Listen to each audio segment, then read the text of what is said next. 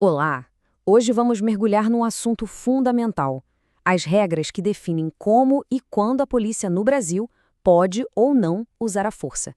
A gente está falando da Portaria 4.226 e vamos decifrar ponto por ponto o que ela diz.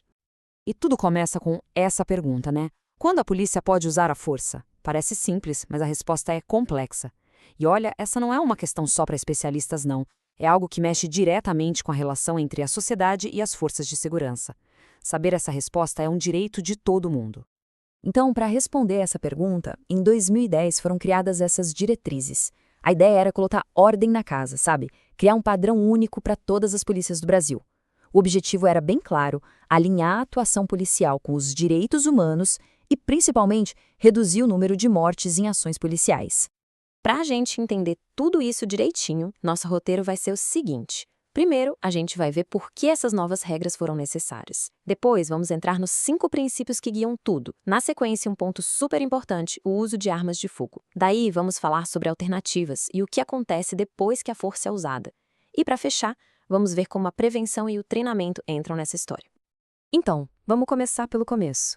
Antes de qualquer regra específica sobre tática ou equipamento, a portaria define uma base, um alicerce mesmo. São 5 princípios que precisam estar na cabeça de todo agente de segurança em toda e qualquer ação. É o ponto de partida para tudo. E são esses aí: legalidade, necessidade, proporcionalidade, moderação e conveniência. Pode parecer uma lista de palavras, mas, na verdade, cada uma delas é um pilar. Juntas, elas formam a base ética e legal de como a força deve ser usada. Vamos ver um por um. Primeiro, legalidade. Olha, pode parecer óbvio, né? Mas é fundamental reforçar: o uso da força tem que ter um objetivo legal. Não pode ser por motivo pessoal, para intimidar, nada disso. A ação do agente tem que estar sempre amparada pela lei. Depois vem a necessidade. E aqui a regra é clara: a força é sempre o último recurso. Antes de usá-la, o agente tem que esgotar todas as outras possibilidades. Será que dá para resolver com conversa? Com uma técnica mais branda? A força só é necessária quando absolutamente nada mais funciona. O terceiro é a proporcionalidade.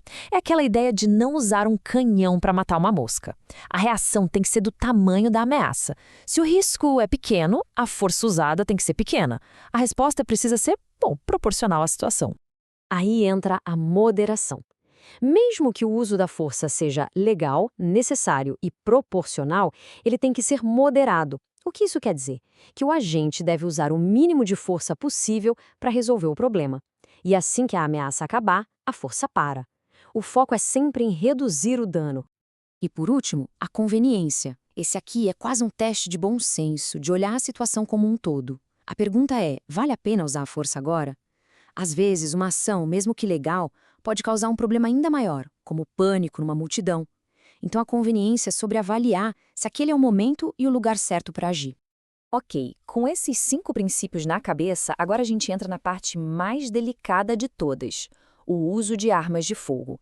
E a portaria é taxativa aqui: a arma de fogo é o último, do último, do último recurso.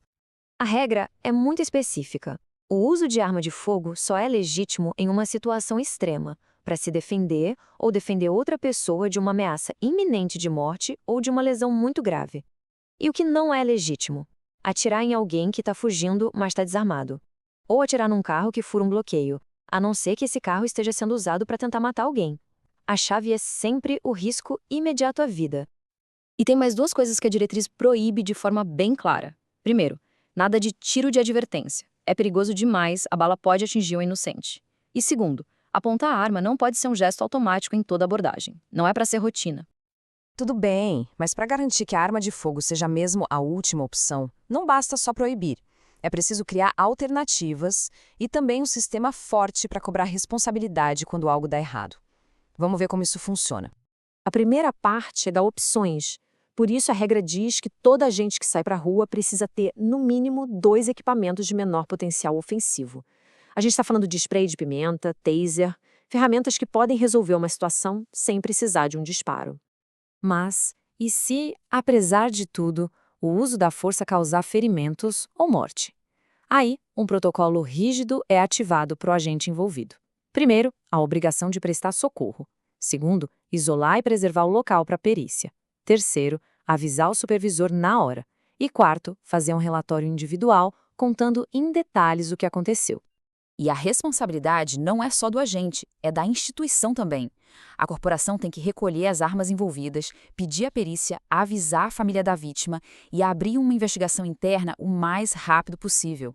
E tem um ponto importante: a instituição também tem que dar apoio psicológico para o agente, porque situações assim são traumáticas para todos os lados. Até aqui, a gente falou muito sobre o depois da ação, né? Mas a portaria entende que só regra no papel não adianta. É preciso preparar a polícia para seguir essas regras. E esse preparo começa bem antes do agente pisar na rua. E é aqui que a gente vê como a coisa toda é pensada de forma integrada. A prevenção começa já na seleção de novos policiais, com avaliação psicológica. Continua nos cursos de formação, que tem que ter conteúdo de direitos humanos. Cada tipo de arma exige um treinamento específico. E não para por aí. Todo ano, o policial tem que passar por uma requalificação para poder usar arma de fogo. É um ciclo contínuo de treinamento, com foco sempre em técnicas menos letais. Então, para amarrar tudo, qual é a grande meta disso tudo? É criar um padrão nacional. Um dia claro para que o uso da força não seja algo baseado no improviso, mas sim uma ação técnica, previsível e, acima de tudo, rara. Um protocolo pensado para proteger e salvar vidas. Mas, claro, tudo isso nos leva a uma última reflexão, que talvez seja mais importante. As regras estão no papel, são claras. A grande questão que fica é: como garantir que essa teoria se transforme em prática, no dia a dia, nas ruas?